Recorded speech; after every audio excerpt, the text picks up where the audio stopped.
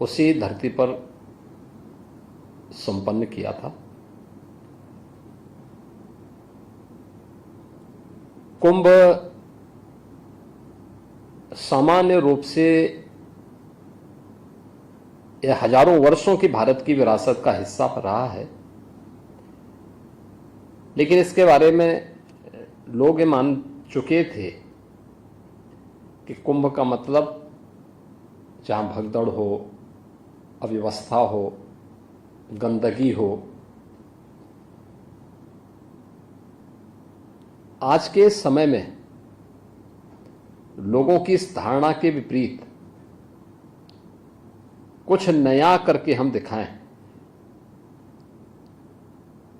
क्योंकि जब हम लीक से हट करके करते हैं तो ही लोगों के लिए वह स्मरणीय बन जाता है। जब हम लकीर का फकीर बनते हैं तो लोग उसको कोई महत्व नहीं देते हैं। हमारी जो सबसे बड़ी समस्या है वो ये है कि हम समस्या के बारे में ज्यादा सोचते हैं, और जब भी हम समस्या के बारे में सोचते हैं तो हमें कोई ना कोई बहाना मिलता है। लेकिन जब हम समाधान की तरफ जाते हैं तो उसके अनेक रास्ते मिलते हैं, और यही समाधान ही इनोवेशन है। प्रयागराज कुंभ 2019 में यही बात हमारे सामने थी। मार्च 2017 में हमारी सरकार बनी थी।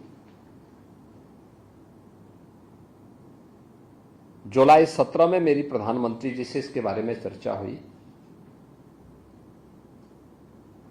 कि प्रयागराज में कुंभ का आयोजन है। तो उन्होंने मुझसे कहा कि इसको ऐसा बनाएं कि जो लोगों के लिए स्मरणीय बन जाए। दुनिया की एक ऐसी घटना के रूप में क्या इसको प्रस्तुत किया जा सकता है जिसके प्रति पूरी दुनिया आकर्षित हो।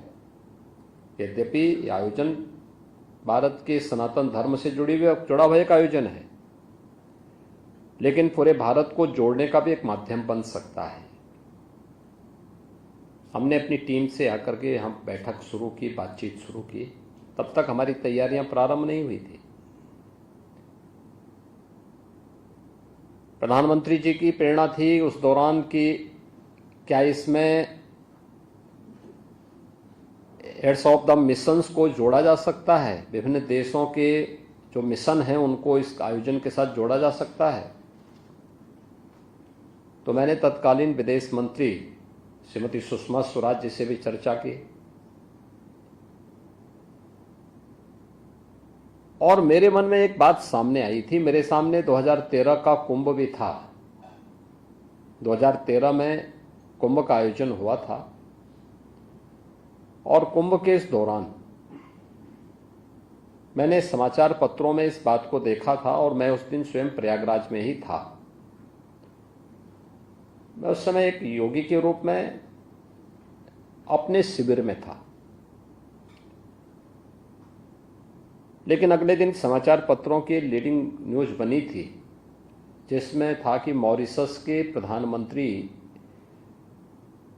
प्रयागराज महाकुंभ में आए, लेकिन कुंभ में गंदगी को देख करके, गंगा जी में गंदगी को देख करके वे बिना स्नान किए ही और ये टिप्पणी करते हुए कि क्या यही गंगा है,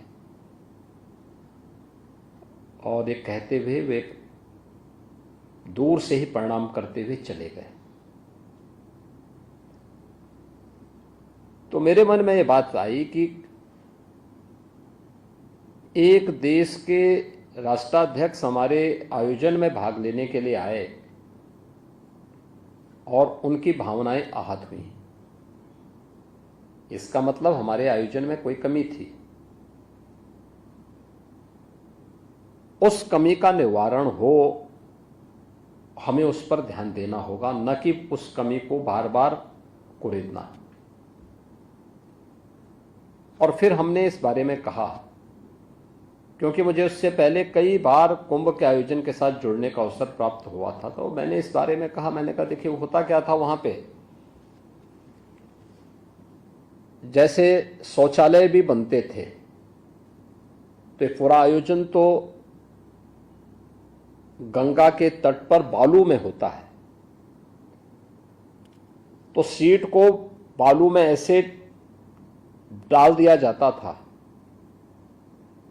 और अधिक दिनों, जैसे सप्ताह 10 दिन कोई व्यक्ति रहे तो वहां बदबू आनी शुरू होती थी और उसके बाद मक्खी मच्छर ये सब शुरू होते थे, फिर बीमारी शुरू होती थी। तो हम लोगों ने इस बारे में कहा क्या कोई समाधान हो सकता है कि हम लोग ऐसे टॉयलेट बनाएं जिनकी नियमित रूप से सफाई हो सके। बालू में डालने की बजाय उन्हें हम नियमित रूप से सफाई करने की व्यवस्था कर सकें। तो इसमें खर्चा ज़्यादा आ रहा था, लेकिन उस समय गडकरी जी से हमने चर्चा की तो उन्होंने कहा कि हम सपोर्ट करेंगे। हम लोगों ने उस समय 1 लाख टॉयलेट ऐसे तैयार करवाए और उन्हें उतने ही टॉयलेट थे, उतने टैंक भी बनाए, तैयार किए गए और नियमित रूप से उनकी सफाई के कार्यक्रम को उसके साथ जोड़ा गया।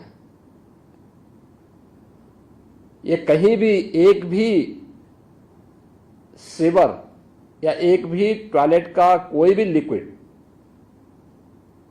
गंगा या यमुना नदी में नहीं जाना चाहिए। स्वच्छता के लिए कर्मचारी तैनात किए गए और ये राउंड द क्लॉक सफाई होगी। जब मुख्य स्नान है, भीड़ है, उस दौरान संभव नहीं, लेकिन जैसे भीड़ छंटे सफाई का कार्यक्रम हमारा चलता रहे। दिन में भीड़ है तो रात्रि में सफाई हो, कहीं भी कोई कूड़ा नहीं दिखना चाहिए, गंदगी नहीं दिखनी चाहिए। नदी हो, आश्रम हो, घाट हो या फिर किसी भी अन्य स्थल पर शुद्ध पेयजल की आपूर्ति की व्यवस्था हर एक शिविर में हो सके, हम वाटर एटीएम की स्थापना कर सके, इस कार्यक्रम को भी उसके साथ जोड़ा गया।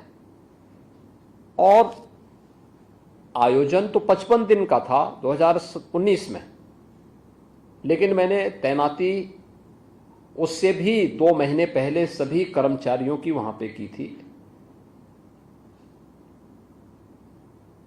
जिससे इनकी ट्रेनिंग कराई जा सके। इनके लिए स्पेशल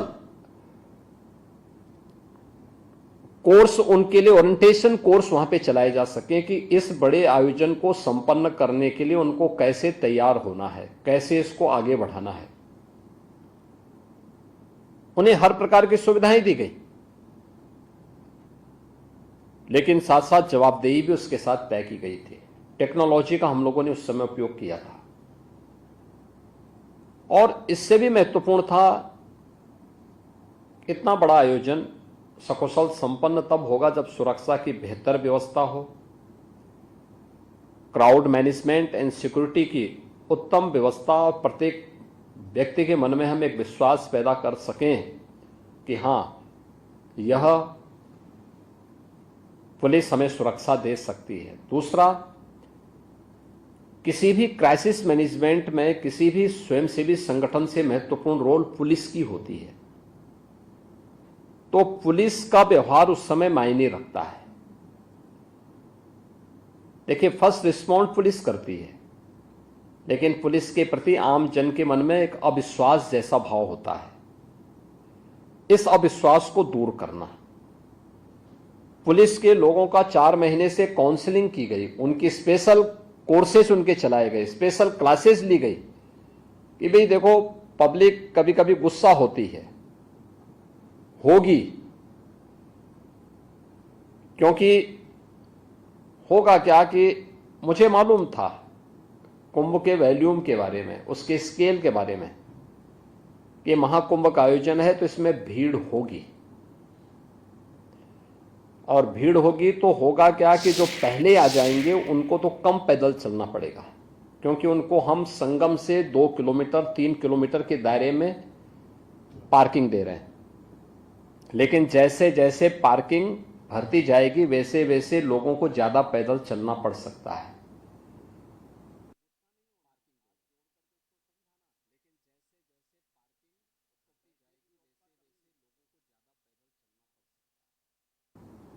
अब जिसको 10 किलोमीटर पैदल चलना पड़ेगा, कभी पैदल चला नहीं है, और उसको कोई पुलिसकर्मी रोकेगा तो झल्ला ही जाएगा।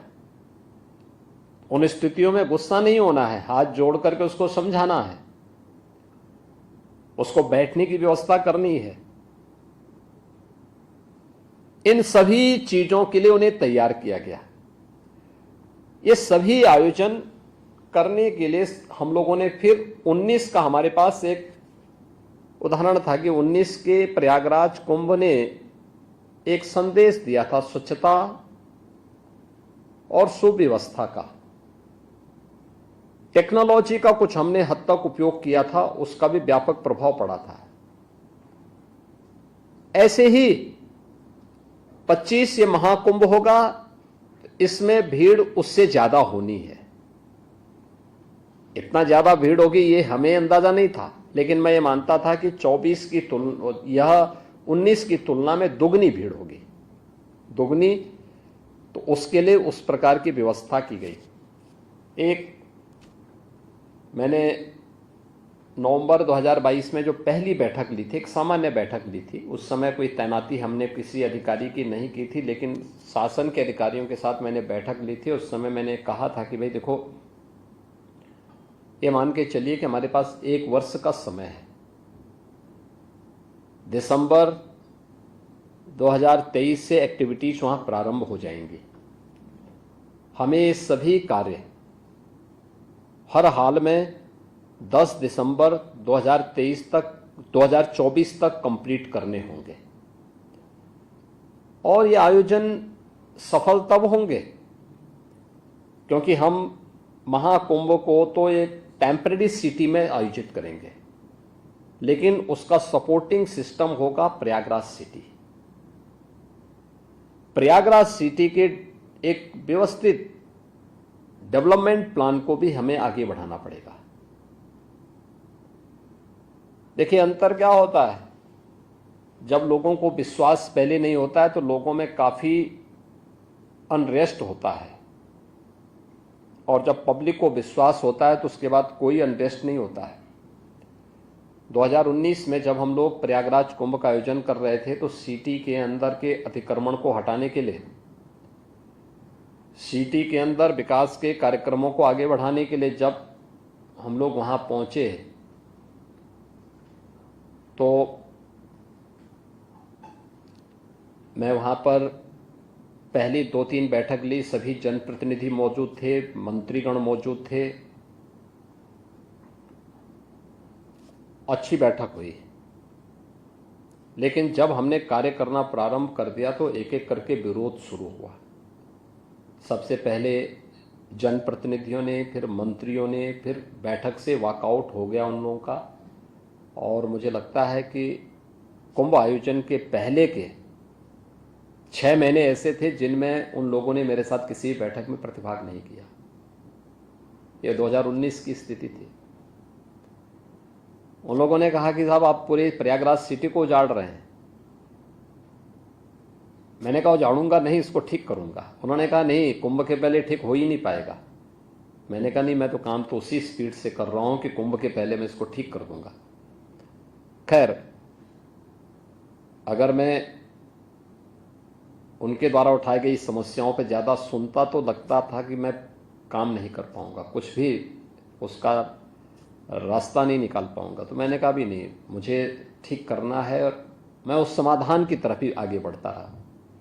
परिणाम क्या था कि कुंभ के ठीक पहले दिसंबर में मैंने प्रधानमंत्री जी का कार्यक्रम लिया और भव्य तरीके से आयोजन को करके जितने भी प्रयागराज सिटी के डेवलपमेंट के कार्य हुए थे, जब कार्य कंप्लीट हो गए तब वही सभी लोग मेरे बैठक में आए। उन्होंने कहा साहब बहुत अच्छा हो गया प्रयागराज तो, क्योंकि रात भर मैं शाम को जाता था, क्योंकि मेरे बैठक में किसी मंत्री जनप्रतिनिधि को रहना नहीं था, अधिकारियों को रहना था। तो मैं शाम को जाता था, यहां से शाम को 6 बजे 7 बजे गया, आराम से बैठक लिया सर्किट हाउस में या मेला कार्यालय में बैठक लिया। बैठक लेने के बाद फिर उनके साथ में डिनर लिया। उसके बाद फिर रात्रि को 12 बजे के बाद फिर मैं निकलता था सिटी घूमने के लिए और सुबह फिर वहीं से अपना स्टेट प्लेन लेकर के लखनऊ वापस आ जाता था। ये मेरा क्रम लगातार चलता था 2019 में। लेकिन जब सिटी की शकल सूरत बदल गई, सिटी में डेवलपमेंट के कार्यों को देखा लोगों ने, तो लोगों के दिमाग में आया कि हाँ, सिटी में कुछ अच्छा हुआ है। और 2025 के महाकुंभ के पहले मैंने उससे दोगुना काम किया है प्रयागराज में, और कोई विरोध नहीं था। पब्लिक का भी सपोर्ट मिला, जनप्रतिनिधियों का भी सपोर्ट मिला, सभी लोग मेरे साथ खड़े थे। जहां मैं कहता था वहां लोग खड़े होते थे। तो पब्लिक का यह विश्वास अत्यंत महत्वपूर्ण होता है इन सभी आयोजनों में। और परिणाम क्या था? हम लोगों ने उसके स्केल को बढ़ाया। जैसे प्रयागराज में हम लोगों ने मेले के दायरे को बढ़ाया। 2019 में जितना था, हमने कहा लगभग इसका दोगुना करने का प्रयास करो। 2000 हेक्टेयर में था, यानी 5000 एकड़ में, तो इसको 10,000 एकड़ में बना दो। टॉयलेट 1 लाख थे तो उसको 1.5 लाख करो। संस्थाएं 6000 थी तो इस बार 8000 आएंगी। 1 लाख टेंटेज थे पहले, 60,000 टेंटेज थे पहले 19 में, इस बार मान के चलो कि 1 लाख से ऊपर आएंगे। पेंटोन केवल 22 थे, उसको 30 किया गया। यानी हर एक के दायरे को बढ़ाया गया। पार्किंग स्पेस 5000 एकड़ में केवल पार्किंग के 6 अलग अलग स्थल हर रूट पे दिए गए थे, जिसमें 6 लाख बसेज और 4 व्हीलर को हम पार्क कर सकते हैं। लेकिन मैं ये जानता था कि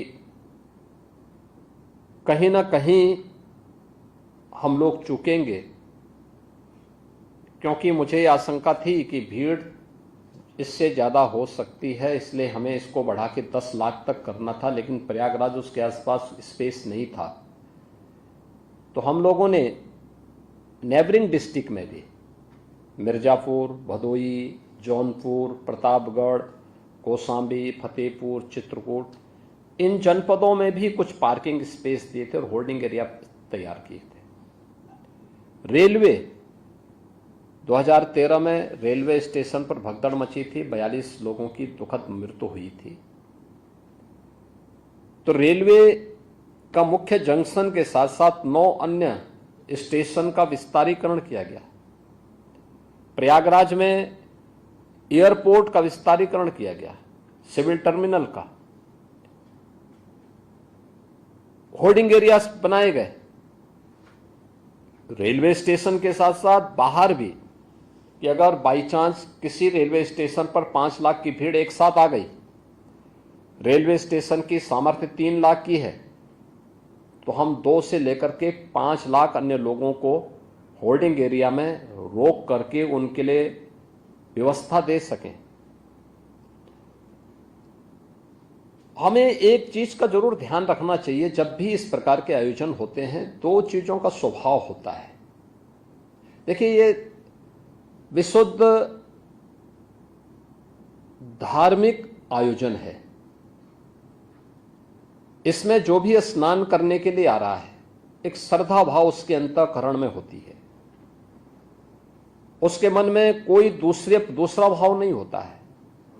वो केवल अपने लक्ष्य तक जाना चाहता है, और उसकी गति और नदी के जल की गति एक जैसी होती है। अगर आप बहते हुए पानी को रोकेंगे तो या तो उसमें करंट होगा तो उसको तोड़ेगा, और नहीं तो अगल बगल कहीं फैलेगा।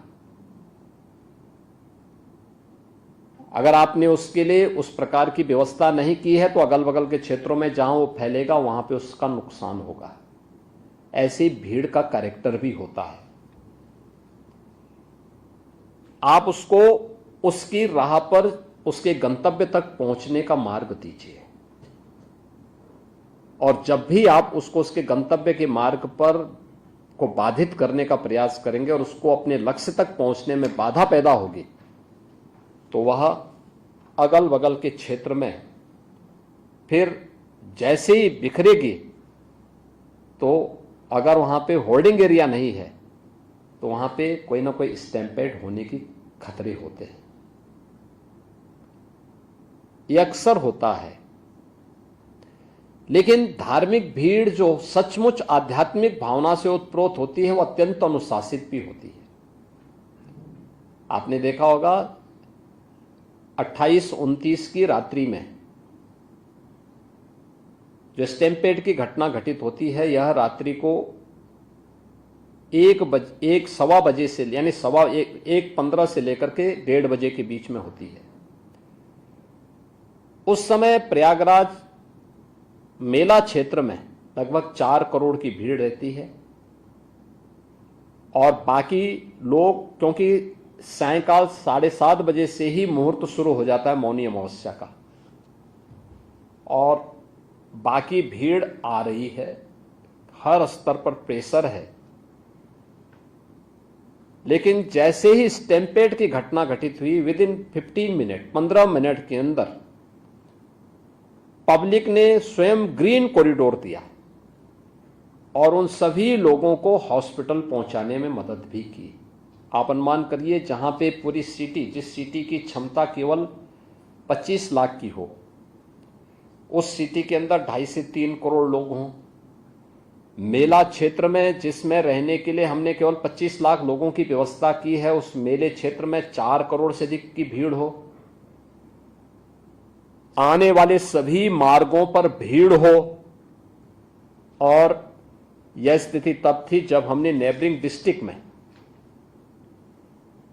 मिर्जापुर, भदोई, जौनपुर, प्रतापगढ़, कौशाम्बी, रायबरेली, फतेहपुर, चित्रकूट, इन सभी में जो होर्डिंग एरिया और पार्किंग के स्थल चिन्हित किए थे, इनमें 2 लाख से अधिक वाहन हमने वहां खड़े करके रखे थे।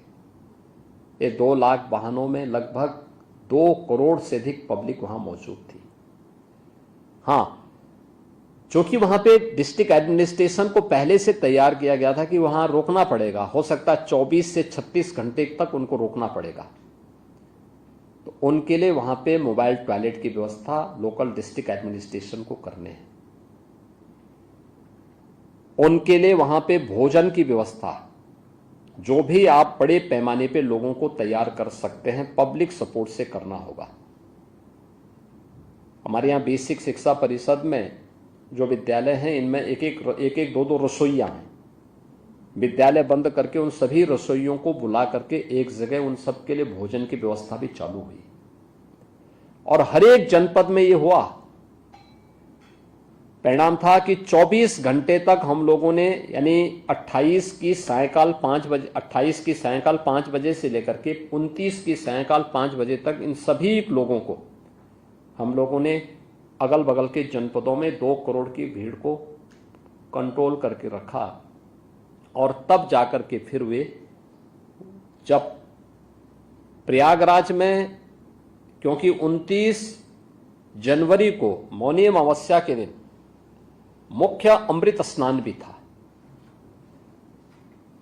श्रद्धालु जनों के साथ साथ 13 अखाड़ों का स्नान भी होता है।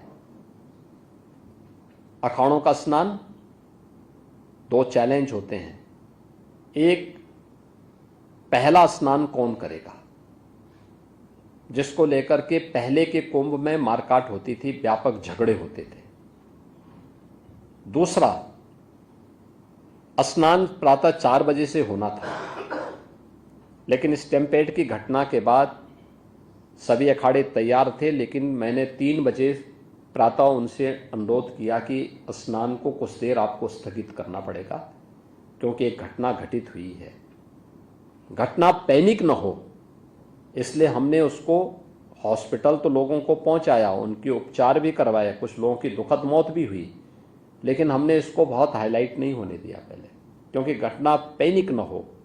क्योंकि हमारे पास उस समय 8 करोड़ लोग, 8 करोड़ श्रद्धालु और संत उस समय प्रयागराज में मौजूद थे, मेला क्षेत्र में, प्रयागराज सिटी में। इस प्रकार की घटना की पुनरावृत्ति न हो, इसके लिए फिर यहाँ से स्वयं हम लोगों ने कंट्रोल करना प्रारंभ किया। अधिकारीगण मौके पे मौजूद थे, इन चीज़ों को हम लोग लगातार उन चीज़ों को करने लग गए। और फिर उनका स्नान, चूँकि मुहूर्त 29 को पूरे दिन भर था, तो फिर दोपहर 12 बजे तक उनको लिए संगम नोच खाली करवा करके वहाँ पे उनके स्नान की तैयारी की गई। और फिर 3 बजे से 2-2:30 बजे से उनका स्नान प्रारंभ हुआ, 13 के 13 अखाड़ों का और अन्य संतों का। एक प्रेशर संतों का स्नान करने का था, दूसरा श्रद्धालु सकुशल स्नान करके निकल भी सके, यह एक आयोजन था। देखिए, एक विपरीत परिस्थिति में निर्णय लेने की सामर्थ्य विकसित करना एक चैलेंज था। अक्सर होता है जब इस प्रकार की स्थितियां आती हैं तो बहुत सारे लोग हाथ पैर छोड़ देते हैं और ये मान के चल लेते हैं कि अब जो होना होगा देखा जाएगा। नहीं, हमें विपरीत परिस्थितियों में धैर्य से काम लेकर के और उस समय मजबूती से उस चैलेंज को फेस करने के लिए तैयार होना होगा।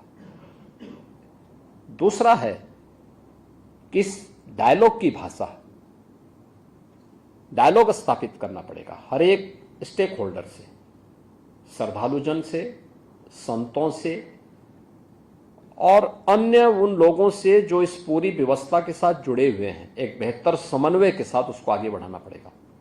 और यह कार्य फिर वहां पर पहले से भी था, लेकिन इसको और बेहतर करके मैंने स्वयं भी बातचीत करना शुरू किया यहां से।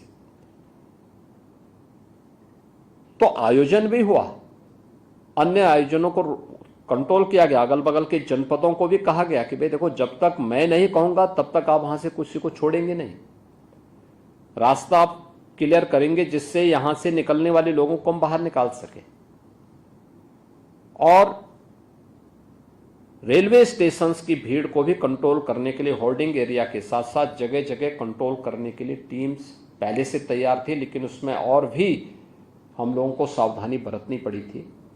तो ये प्रयागराज की दृश्य था जिसमें प्रयागराज के इस पूरे आयोजन को सकुशल हम संपन्न करने में सबसे महत्वपूर्ण बात यह है कि इन पूरे आयोजन में ये आस्था आर्थिकी का भी कारण बन सकता है, प्रदेश और देश की अर्थव्यवस्था में भी योगदान दे सकता है।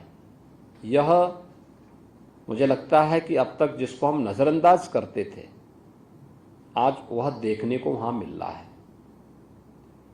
उसका एक छोटा सा उदाहरण मैं आपको दूं। प्रयागराज में महाकुंभ के आयोजन के पहले पूरा आयोजन 13 जनवरी से 26 फरवरी के बीच में हुआ है। 45 दिन का आयोजन था। 13 जनवरी को मुख्य एक स्नान था पौष पूर्णिमा का, उस शुभारंभ था महाकुंभ का। दूसरा स्नान मकर संक्रांति का था, इसमें अमृत स्नान भी था। तीसरा स्नान मौनी अमावस्या का था 29 जनवरी को। चौथा स्नान था बसंत पंचमी 3 फरवरी को। पांचवां स्नान था माघी पूर्णिमा 12 फरवरी को। और अंतिम स्नान और महाकुंभ का समारोह था 26 फरवरी महाशिवरात्रि के दिन। 6 स्नान थे जिनमें 3 अमृत स्नान थे। महाकुंभ में 8,000 से अधिक संस्थाओं ने भाग लिया था, यानी धार्मिक और सामाजिक संस्थाएं थी। शेष अन्य तमाम अन्य संगठन भी इस आयोजन में भागीदार बने थे और 1 लाख से अधिक टेंटेज हम लोगों ने वहां उपलब्ध करवाए थे पूरे आयोजन में। बालू में चलना आसान नहीं होता है, क्योंकि अगर गीला होगा तो धंसेगा और अगर थोड़ा बहुत सूखा है, धूप है, तो वह धूल उड़ाएगा बहुत। उसके लिए चेकर्ड प्लेट बिछाई जाती है। 500 किलोमीटर की चेकर्ड प्लेट हम लोगों ने उसके लिए तैयार की थी। 30 पेंटून ब्रिज बनाए थे गंगा नदी और यमुना नदी को पार करने के लिए, इस पार से उस पार जाने के लिए। हम लोगों ने रिवर फ्रंट तैयार किए थे, 12 किलोमीटर का अस्थायी घाट भी बनाया गया था, कुछ पक्के घाट बनाए गए थे। जो लोग सामान्य दिनों में, अक्सर होता क्या था, कुंभ के दौरान बसंत पंचमी के स्नान के बाद मेला लगभग समाप्त हो जाता था। केवल कल्पवासी बसते थे माघी पूर्णिमा तक। उनका 1 महीने का चलता है, पौष पूर्णिमा से माघी पूर्णिमा तक। शेष मेला बसंत पंचमी के दिन लगभग संपन्न हो जाता था। लेकिन पहली बार था कि मेला महाशिवरात्रि तक चला। हमने अंदाजा लगाया था कि 45 दिन में एवरेज 75,000 से 1 करोड़ लोग आएंगे, यानी 75,000 से 1 करोड़ लोगों की उपस्थिति होगी। लेकिन एवरेज जो उपस्थिति थी पूरे आयोजन में, ये मौनी अमावस्या के पहले, यानी मौनी अमावस्या में 28, 29 और 30 को ही 15 करोड़ श्रद्धालु वहां आए थे, जिनमें 5 करोड़ 28 जनवरी को, 8 करोड़ आए थे आपके 29 जनवरी को, और 2 करोड़ थे 30 जनवरी को।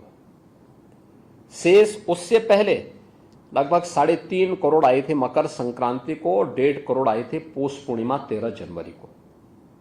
अन्य दिनों में 50 लाख, 60 लाख, 50 लाख, 60 लाख चल रहा था। ये मौनी अमावस्या के पहले, यानी 28 के पहले। लेकिन 28 के बाद, 29 के बाद, 30 के बाद ये संख्या 1.5 करोड़, 1.25 करोड़ पर डे के हिसाब से चलती रही। और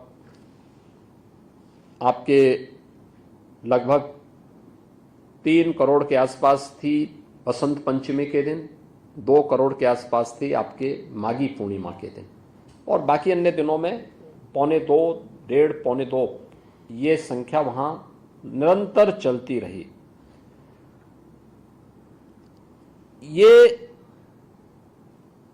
पब्लिक के मन में, देश में, दुनिया में कोई भी ऐसा तबका नहीं था।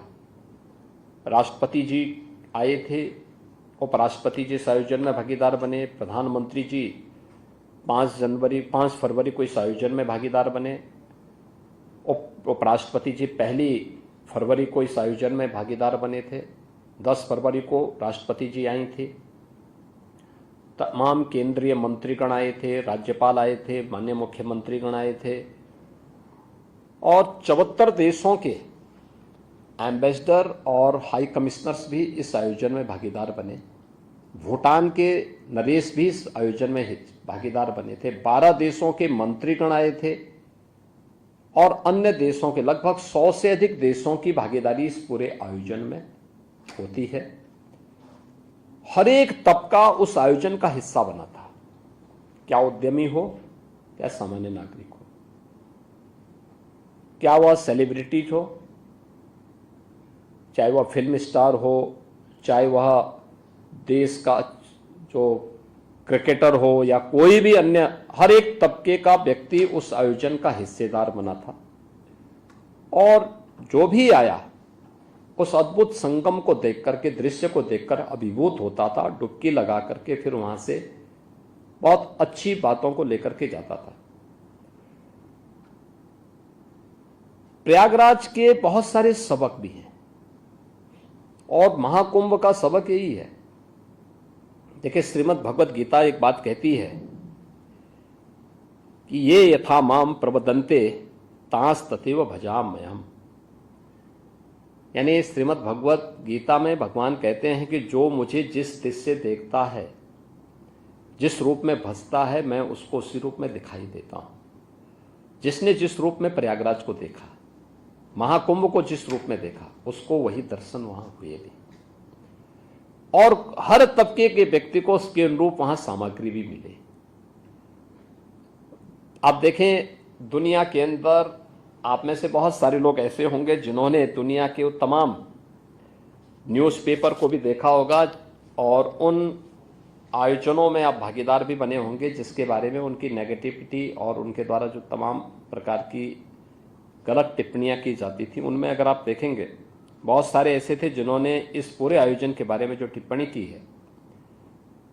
द वॉल स्ट्रीट जर्नल जो यूएस की है, उसने कहा है कि यह एक ऐसा आयोजन था जहां अमेरिका की कुल आबादी से ज़्यादा लोग जुटे, यानी यूएस की जो कुल पॉपुलेशन है उसकी लगभग दोगुनी आबादी इस आयोजन का हिस्सा बनी थी।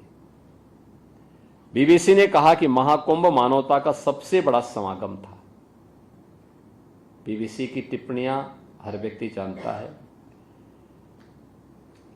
एक्सप्रेस ट्रिब्यून ने यह विश्व का सबसे बड़ा धार्मिक समारोह था। द न्यूयॉर्क टाइम्स ने लिखा है कि आयोजन न केवल श्रद्धालुओं और पर्यटकों, यानी इस आयोजन में न केवल श्रद्धालु और पर्यटक ही नहीं बल्कि नेता और हस्तियां भी पहुंची। राइटर्स ने लिखा यह डिजिटल कुंभ था जिसमें व्यवस्था बनाने के लिए तकनीक का बेहतरीन इस्तेमाल किया गया था। हमने डिजिटल टूरिस्ट मैप भी जारी किया था। अगर किसी श्रद्धालु को कहीं जाना है तो उसके लिए उस प्रकार की व्यवस्था, क्यूआर कोड को डाउनलोड करिए, आप उसके माध्यम से वहां तक पहुंच सकते हैं। टॉयलेट की पोजीशन क्या है, आप उसके माध्यम से जानकारी ले सकते हैं। हम लोगों ने इसके अलावा वहां पे सुरक्षा के लिए भी इसका बेहतरीन इस्तेमाल किया था। 2700 कैमरे थे जो 360 डिग्री तक जिनका इस्तेमाल किया जा सकता था, और integrated command and control centre से हम लोगों ने एक एक की मॉनिटरिंग की थी। ट्रैफिक मैनेजमेंट का हो या फिर सिक्योरिटी का हो। हम लोगों ने एंटी ड्रोन सिस्टम के साथ पूरे कुंभ क्षेत्र को कवर करके रखा था। कोई भी ड्रोन बिना परमिशन के वहां उड़ नहीं सकता था, और इसके लिए पहली बार किसी आयोजन में एंटी ड्रोन सिस्टम का इस्तेमाल किया गया था। द गार्डियन ने लिखा है कि यह पर्वों का पर्व था, लोगों की उमंग और उत्साह चरम पर रहा। सीएनए ने लिखा कि दुनिया के सबसे बड़े धार्मिक समागम में 60 करोड़ से ज्यादा लोग शामिल हुए। यह आस्था की अभिव्यक्ति की शानदार नजारा है। और यूनेस्को ने लिखा है, यूनेस्को के जो डायरेक्टर थे टिम कर्टिस, उन्होंने भी एक बयान इस पे जारी किया था। वे स्वयं महाकुंभ के आयोजन में भागीदार बने थे। उन्होंने भी इस बारे में लिखा कि यूनेस्को ने 2019 में कुंभ मेले को मानवता की अमूर्त सांस्कृतिक धरोहर के रूप में मान्यता दी। इससे पहले 2023 से इसके सामाजिक, आर्थिक और पर्यावरणीय प्रभावों की निगरानी की जा रही थी। कुंभ मेला प्राकृतिक और सांस्कृतिक धरोहर के रूप में विश्व को एक नई दृष्टि प्रदान करता है। यह भारत के प्रति एक दृष्टि देता है। आयोजन उत्तर, दक्षिण, पूरब, पश्चिम, जिसके बारे में आदरणीय प्रधानमंत्री जी बार बार कहते हैं कि एक भारत श्रेष्ठ भारत, उसकी अभिव्यक्ति का भी एक बहुत बड़ा माध्यम बना है। न जाति का भेद, न क्षेत्र का भेद, न भाषा का भेद, न पंथ का भेद, किसी भी प्रकार के भेद से मुक्त एक ही नदी के एक ही घाट पर सभी लोग उसी पवित्र भावना के साथ डुबकी लगा रहे थे, और जो जिस भाव के साथ डुबकी लगा रहा था उसको उस प्रकार की अनुभूति उस आयोजन में देखने को भी मिली। इस पूरे आयोजन के लिए जो चीजें हम लोगों ने की, जैसे हम लोगों ने सेंट्रल और स्टेट गवर्नमेंट ने मिलकर के लगभग 7,500 करोड़ हमने इस पूरे आयोजन में खर्च किए। लेकिन इसमें से लगभग 6,000 करोड़ हमारे खर्च हुए थे प्रयागराज सिटी और उसके अगल बगल के इंफ्रास्ट्रक्चर पर। जैसे हमने 200 से अधिक सड़कों को 2 लेन थी तो 4 लेन, 4 लेन थी तो 6 लेन में बदलने का काम किया था। 14 नए फ्लाईओवर बनाए, 9 अंडरपास बनाए, प्रयागराज की विरासत से जुड़े हुए 12 कॉरिडोर बनाए गए, जैसे Akshay Vat corridor, Saraswati Koop corridor, Maharishi Bharadwaj corridor, Shringverpur में निषादराज गुहा कॉरिडोर, नागवासुकी कॉरिडोर, प्रयागराज के जो इष्ट देव हैं वो बेनी माधव हैं। 12 माधव की मान्यता है प्रयागराज में। इन 12 माधव की कॉरिडोर को भी हम लोगों ने डेवलप किया। तो ये सभी पे पैसा हम लोगों ने दे करके उसका डेवलपमेंट किया। लेटे हुए हनुमान जी, जो बड़े हनुमान जी हैं, उनका भी एक कॉरिडोर वहां पे बनाया, पूरा उसको तैयार किया गया है। इसके अलावा जो बात अक्सर चलती थी, जिसके बारे में यूनेस्को ने भी बात कही है ना, कि 2023 से ही उस बात को देखना चाहते थे कि इतना बड़ा आयोजन होगा तो स्वाभाविक रूप से इसके पर्यावरणीय उस पर क्या असर पड़ेगा। हम लोग इस बात को जानते थे और 2013 की घटना भी हमारे सामने थी, जब मॉरिशस के माननीय प्रधानमंत्री आए थे और उनको गंगा जी में गंदगी देखने को मिली। उसके बाद वो हिम्मत नहीं कर पाए थे स्नान करने का। तो हम लोगों ने इस बात को ध्यान में रखा था कि पहले दिन से ही, कि गंगा नदी हो या यमुना नदी, कहीं भी कोई नाला या कोई सीवर लीक ना होने पाए, सिटी का हो या उससे ऊपर भी। देखिए, इस उत्तर प्रदेश के अंदर गंगा नदी का जो सबसे क्रिटिकल पॉइंट था वह है कानपुर था। कानपुर में 125 वर्ष से अकेले सीसामऊ के पास 4 करोड़ लीटर सीवर प्रतिदिन गंगा नदी में गिरता था। हम लोगों ने 3 वर्ष पहले ही उसे टेप करवा करके आज एक भी बूंद सीवर वहां से गंगा नदी में नहीं गिरता। जाजमऊ कानपुर का ही है, जहां पे ट्रेनरीज का सभी एफ्लुएंट गिरता था। ये बहुत ही खतरनाक विषैला एफ्लुएंट था और इसको, उसका दुष्प्रभाव क्या था कि उसके कारण गंगा नदी के सभी जलीय जीव भी मर गए थे। हम लोगों ने उसको भी कंट्रोल किया और 2 वर्ष पहले उसको कंट्रोल करके हर एक ट्रेनरी पे सीसीटीवी कैमरे लगा दिए गए। राउंड द क्लॉक उसकी मॉनिटरिंग होने लग गई। या तो आप ट्रेनरी चलाइए,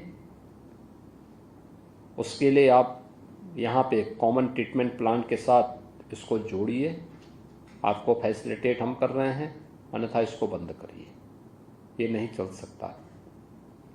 प्रयागराज में भी हम लोगों ने एसटीपी के निर्माण की कार्रवाई को नमामि गंगे परियोजना के साथ जोड़ करके पूरा किया था, लेकिन फिर भी 261 एमएलडी के सेवर ऐसे थे जो अभी एसटीपी के साथ टेप नहीं किए गए थे। तो इसको हमने बायो रेमेडिएशन और जियो ट्यूब के माध्यम से जोड़ने का काम किया था और कहीं भी कोई एक भी बूंद सेवर न गिरे। लेकिन इस सब के बावजूद लोगों ने फेक रिपोर्टिंग करनी प्रारंभ की थी। लेकिन हमारी स्वयं स्टेट गवर्नमेंट की पॉल्यूशन कंट्रोल बोर्ड की लैब्स वहां मौजूद है। हमने कुछ प्राइवेट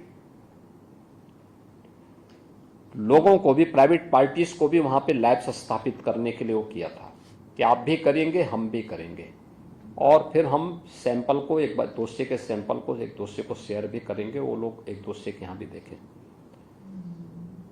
देखिए, जल की शुद्धता के 2 मानक होते हैं। एक बीओडी 5 से यानी 3 से कम होना चाहिए। यह जब भी हम लोगों ने इसके लिए अलग अलग समय में जनवरी से लेकर के और 26 फरवरी तक निरंतर हम लोग इसको लेते रहे, और जब भी लिया गया इसकी मात्रा संगम में, देखिए कोई ना कोई ऐसा दैवीय गुण जरूर है कि संगम में जब भी हम लोगों ने कहीं से भी सैंपल लिए तो संगम में यह 3 से नीचे ही मिलता था। 2, 1 इसमें हमें मिलता था। और डिसॉल्व ऑक्सीजन, इसकी मात्रा के बारे में जब भी हम लोगों ने वहां पे चर्चा की तो ये 5 से ऊपर होना चाहिए, और संगम तट पर ही हमेशा 8, 9, 10 इससे ऊपर मिलता था। हाँ, बीओडी की मात्रा जब हम थोड़ा ऊपर आते थे तो बीओडी 3 और उसके आसपास मिलती थी। यमुना जी में थोड़ा सा ऊपर जाते थे तो उससे ज़्यादा मिलती, संगम में वो इतना मिलता था। एक जिसके बारे में लगातार लोग चर्चा कर रहे थे, जिसको सेंट्रल पॉल्यूशन कंट्रोल बोर्ड के नाम पे भी एक रिपोर्ट छापी गई थी कि फीकल कोलिफॉर्म की मात्रा बढ़ गई है। ये जो फीकल कोलिफॉर्म की मात्रा के बारे में इनका कहना था, उसमें उसके 3 कारण होते हैं। वह 100 ml में 2500 MPN के रूप में उसकी मात्रा को लोग नापते हैं कि 2500 से ये कम होना चाहिए। जब भी हम लोगों ने अलग अलग डेट पर 11 जनवरी से लेकर के 26 फरवरी तक जब भी हम लोगों ने लिया फीकल कोलिफॉर्म की मात्रा बढ़ने का कारण, अगर वह 100 ml में 2500 से ऊपर है तो मान के चलिए कि उसके 3 कारण हो सकते हैं। या तो कहीं पे सीवर लीक है, या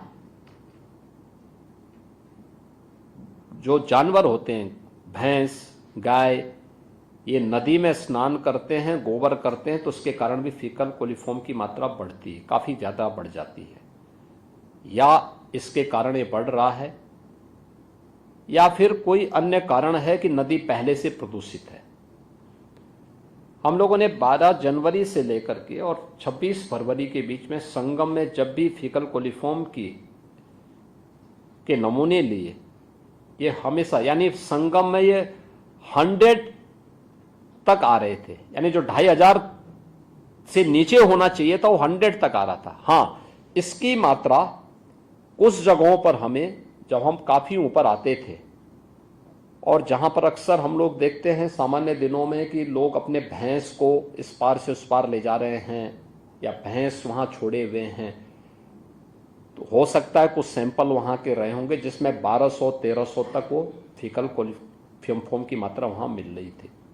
शेष अन्य स्थलों पर भी बहुत सारी जगह पर ये चीज़ें हम लोग लगातार उसकी निगरानी कर रहे थे, और जिसमें हम लोगों ने इसको चैलेंज किया था कि भाई आपके जो नमूने हैं ये गलत हैं, आप हमारे सैंपल को लीजिए, और हमारी टीम आपको इसको चैलेंज कर रही है। 2 लैब्स यहाँ पे मौजूद हैं, आप इसके अनुसार इसको देखिए। अंततः सेंट्रल कंट्रोल बोर्ड को इसके बारे में, पॉल्यूशन कंट्रोल बोर्ड को इसके बारे में इस बात को मानना पड़ा था। ये आयोजन आर्थिकी के बहुत बड़े आधार भी बनते हैं, और ख़ासतौर पर इसलिए भी ये महत्वपूर्ण हो जाता है कि रोजगार का सृजन कितने बड़े पैमाने पे होता है और कैसे लोगों के जीवन में परिवर्तन का आधार बनता है। अलग अलग प्रकार के नए चीज़ें देखने को मिले। छोटा सा उदाहरण मैं आपको उपलब्ध कराता हूँ कि एक सज्जन आए थे हमारे पास, उन्होंने कहा कि साहब मैं एक इन्वेस्टमेंट करना चाहता हूँ कुंभ में। हमने कहा भी किस प्रकार का इन्वेस्टमेंट है? उन्होंने कहा साहब मैं वहाँ पे 12 ज्योतिर्लिंग का एक रेप्लिका बनाना चाहता हूँ। तो मुझे भी लगा भी कौन आना चाहेगा, एक 12 ज्योतिर्लिंग जिसको दर्शन करना होगा उन 12 ज्योतिर्लिंगों में जाके दर्शन करेगा, यहाँ रेप्लिका बना के क्या करेगा। लेकिन हमने उसको प्रेरित किया कि भाई ठीक है, अगर आप, जो कि प्रधानमंत्री जी की रुचि भी है, तो हमने कहा भी जितना भी रॉ मटेरियल है, स्क्रैप का जितना भी स्टील, लोहा है या टायर है, या फिर जितना भी एल्यूमिनियम, जितना भी इस प्रकार का जो है मटेरियल है, उसका उपयोग करते हुए अगर आप बनाते हैं तो हम आपको सपोर्ट करेंगे। नगर निगम से कहा गया कि भाई आप इसको, इसमें सपोर्ट को, इसमें देखो, इनसे बातचीत करो। तो नगर निगम प्रयागराज ने उनके साथ कहा, तो प्रयागराज से उन्होंने 11 एकड़ लैंड मांगी। उन्होंने बताया मैं 12 ज्योतिर्लिंगों को बनाऊंगा और 6 अन्य महत्वपूर्ण ज्योतिर्लिंगों को की रेप्लिका तैयार करूंगा, और उसको मैं वहाँ मूर्ति या कोई ज्योतिर्लिंग नहीं रखूंगा, बाहर ही मंदिर का वो बनाऊंगा, ढांचा तैयार करूंगा, और बाहर एक वीडियो स्क्रीन के माध्यम से प्रत्येक ज्योतिर्लिंग में उसके बारे में बताऊंगा। ये ज्योतिर्लिंग ठीक उसका कोऑर्डिनेट वही होगा जो जहाँ पे जिस कोऑर्डिनेट के साथ स्थित है भारत के अंदर। हमने ओके किया, उसने बनाया। जनवरी फर्स्ट वीक में मैंने उसको उद्घाटन भी किया। 10 जनवरी से 31 जनवरी तक उसने जितना इन्वेस्ट किया था वो पूरा पैसा अपना कमा चुका था। 14 करोड़ उन्होंने इन्वेस्ट किया था, 14 करोड़ की उसकी कमाई हो गई थी। हैं? हाँ, उसके बाद तो प्रॉफिट ही है और वो आज भी चल रहा है। यानी ये तो मैं 21 दिनों की बात कर रहा हूं, वो 26 फरवरी के 27 फरवरी तक लगातार वैसी भीड़ चलते रही उसमें। तो यह एक अपने आप में उदाहरण है। ऐसे ही आप किसी भी उसको देखेंगे वहां पे, अपने आप में एक अद्भुत वो है कि कैसे वहां पर अलग अलग तबके के लोगों ने अपनी आजीविका का एक नया माध्यम बनाया था।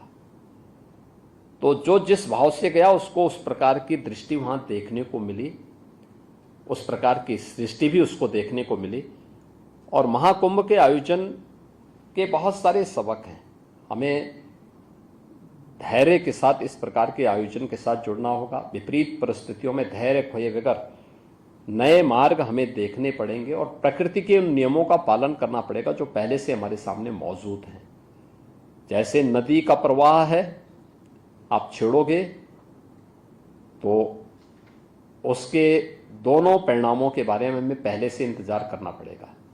ऐसे ही भीड़ का भी प्रवाह होता है, उसको या तो उसकी राह चलने दो, उसको मार्ग दीजिए जाने के लिए आगे, और नहीं तो फिर वह कहीं ना कहीं भगदड़ का कारण जरूर बनेगा।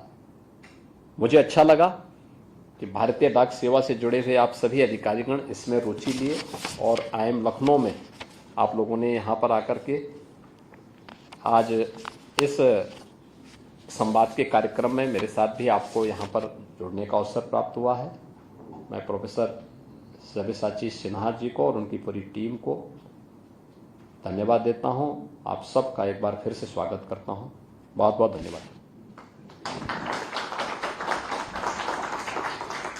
IIM की तरफ से मैं भी आपको बहुत बहुत धन्यवाद देता हूँ कि शॉर्ट नोटिस में और आपके इतने बिजी शेड्यूल के बावजूद भी आपने अपना समय दिया। और बट इससे योगी आदित्यनाथ को सुन रहे थे और जिस तरीके से महाकुंभ का सफल आयोजन किया और सरकार ने क्या कुछ तैयारियां की थी उसको लेकर CM योगी आदित्यनाथ समीक्षा कर रहे